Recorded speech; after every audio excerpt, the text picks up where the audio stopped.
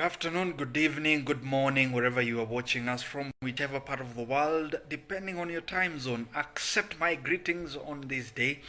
It's that time of the day that we begin to talk about the issues that are affecting us. And tonight I want to talk about the question of the MCAs.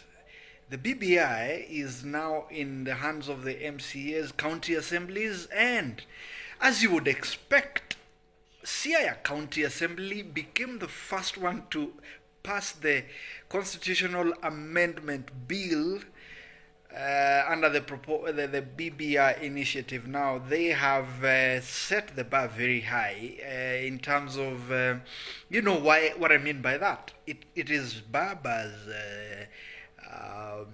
county of birth, that is Bondo.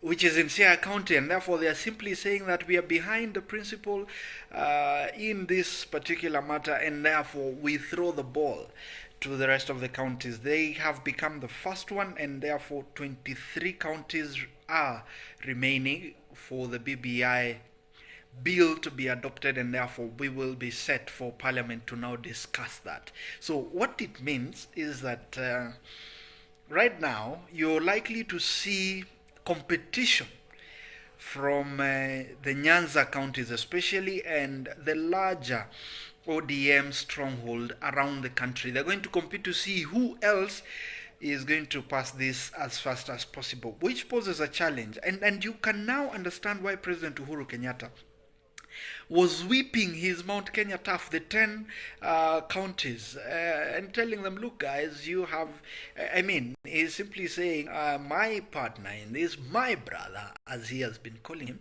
is so determined. So it could never be urgent than now. And the president, whatever he was doing, must have been from the point of intelligence. He had intelligence that you cannot take this away from Baba's strongholds, and therefore he had to do and keep his part of the bargain.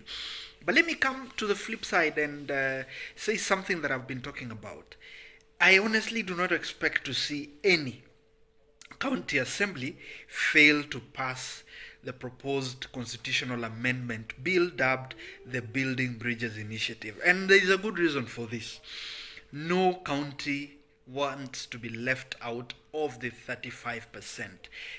And if you go back to 2013 from when we've had, and I remember having this discussion with my friend Dennis Itumbi on K24 sometime back, when we were saying that the government, actually what the government had done is that they had allocated much more than the required 15%, because it goes according to the last audited financial accounts.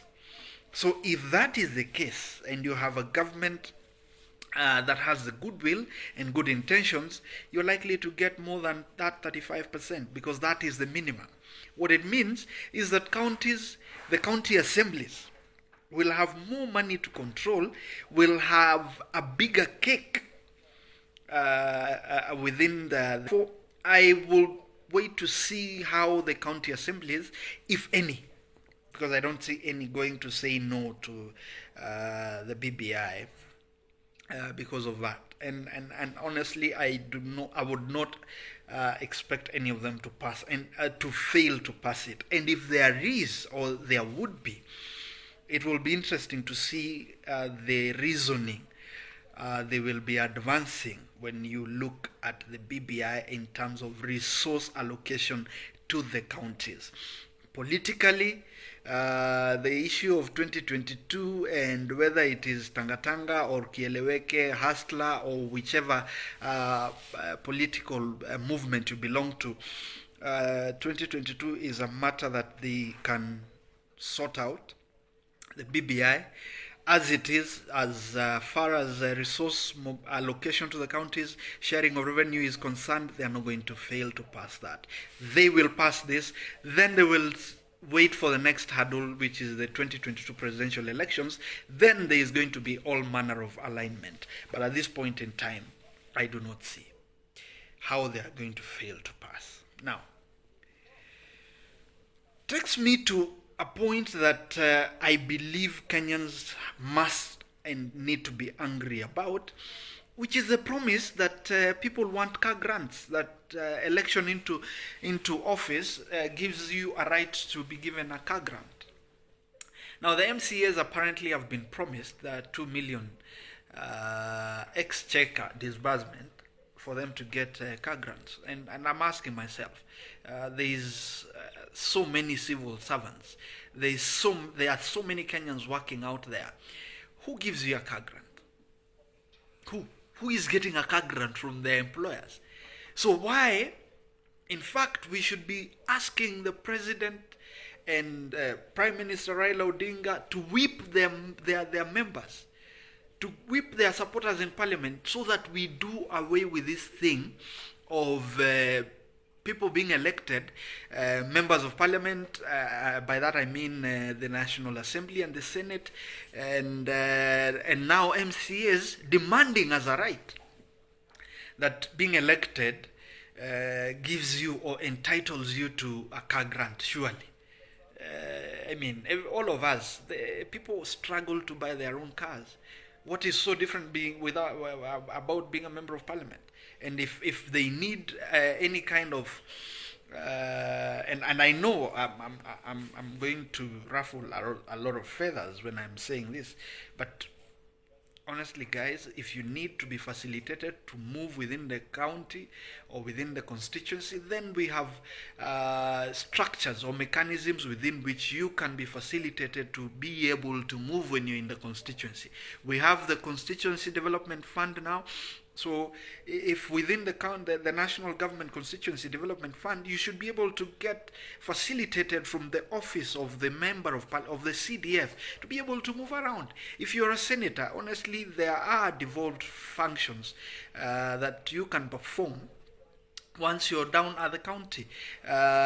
We shouldn't, and even for within the structure of the Ward Development Fund, the members of the county assembly should be able to get facilitated to move around. And if you need a car, like all of us do, then save or get a car loan and be able to enjoy the luxury of a car. Don't burden the Kenyans. They are paying you a salary, they are paying you sitting allowance, they are paying you all manner of allowances, and then now you want to get a grant for a car. Honestly, I don't think that is something that Your Excellency the President and Right Honorable Raila Odinga, you need to mobilize your people to stop this kind of allowance, this kind of privilege that is actually discriminatory against the other hardworking Kenyans who should equally be entitled to a car grant. If everybody was to be given that, then let it be all of us, because we all pay taxes, we all work. I mean, if people are getting facilitated, let them be facilitated within the mainstream of the government expenditure, not giving people free money to then move around with vehicles that we have bought for them using our taxes. And then they own those vehicles. Some of us don't get that. They have a pension scheme, let them save.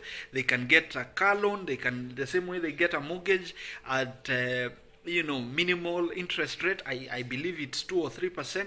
Let it be so even for the car. Kenyans should resist this temptation. And MCAs, if that is the condition you're giving for you to pass, we want to remind you that even if this thing is passed, you're not going to benefit. You've got to work your socks off during the next general election for you to be re-elected for this to apply. This is not going to apply for you because the law dictates that you will only get this. This is only applicable after the next general election. So be reminded. So don't deceive yourselves that you will start getting these benefits, accruing these benefits immediately. It is until the next after the next general election. So let us do our duty. BBI is a good document. I do not understand why people want to oppose it, or is it just for the sake of it, or political scores? And I'm here. I'm ready. For anybody who wants to have a discussion with me or a debate on whether BBI is actually a good document or a bad document. But This is our first constitutional moment. It is a constitutional amendment, the first amendment of the 2010 constitution. Let's take it. And as long as we do what I have seen, the BBI has three elements. It has the policy proposals, which can be are supposed to be implemented even now as we speak. We have the administrative proposals, which should be taking place right now in terms of implementation. And Your Excellency, the President, your government needs to start implementing those administrative and policy proposals of the BBI. Then we deal with the constitutional amendments proposals that are contained in that. Let us not be deceived that BBI is all about the prime ministership and leader of the official opposition and expanded government. That is not true. And in subsequent coverage, I'm going to break down what the BBI is all about so that we stop deceiving each other. Tuache kudanganyana that BBI is a bad document. Let the money go mashinani. Let the youth get an opportunity to develop themselves with the tax holidays that have been proposed, the youth commission, and the World Development Fund all now exist within the constitution if we adopt the BBI. We will talk about the BBI, but right now I wanted to reprimand our MCAs, and I wanted to reprimand whoever is thinking that we want to continue giving people car grants when the rest of the Kenyans are not getting such privileges. There is a principle of non-discrimination in this country, and it is one of the principles of public service under Article 262 of the Constitution. We must adhere to that. When members of parliament or elected officials want to get car grants, when the rest of the civil public servants are not getting, that is already discrimination. Let us say no to that. If people want to support BBI, let them support it on principle, not because they have been promised anything. That is it for now, for this particular one. See you again. Let's keep the conversation alive. Subscribe to my channel. You can follow me on social media. Let's keep talking about these issues because they affect us. They are going to affect us, and if we keep silent, the more they go to, the longer or the more they will affect us. And by the way, like one good man said, bad leaders are in office because good people like you refuse to get into these conversations and refuse to offer themselves for election into office. So let's have all the good people discussing these issues. Until the next time, adios.